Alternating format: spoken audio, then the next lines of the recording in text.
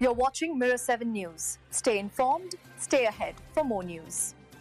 Fresh from their emphatic 4-0 win over Union Saint-Gilloise in the Champions League, Newcastle United carried that confidence straight into the Premier League clash with Nottingham Forest at St James Park. Eddie Howe's side looked settled and sharp, with the manager choosing to stick with the exact same starting lineup that delivered that historic midweek victory in Brussels. The decision clearly reflected his faith in the group's chemistry and rhythm, and it seemed to pay off. The match started with Newcastle dominating possession, pushing forward with intent through the likes of Anthony Gordon and Joelinton Kenton. Their pressing game kept Forest deep in their own half for much of the first 45 minutes.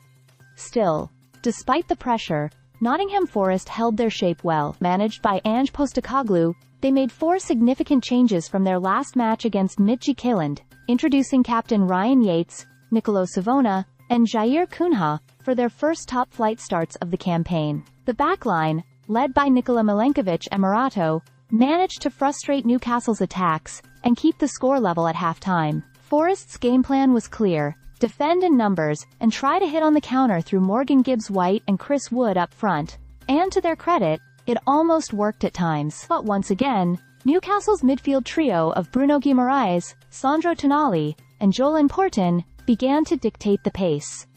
Then came the moment the home crowd had been waiting for. In the 58th minute, Bruno Guimaraes produced a bit of magic. A beautifully struck shot from 25 yards out that curled past Mats Sells and into the bottom corner. Forest protested, claiming a foul on Gibbs-White in the build-up, but replays showed the Brazilian had fairly won the ball.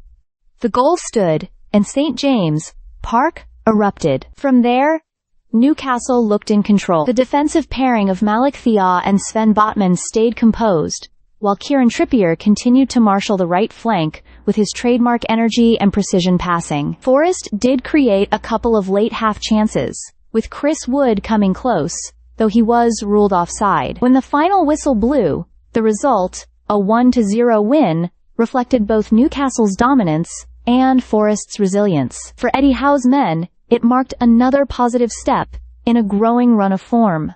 For Forest, it was another reminder of the fine margins at this level. With the way Newcastle are playing right now, especially after that huge European win, their momentum seems to be building towards something special this season.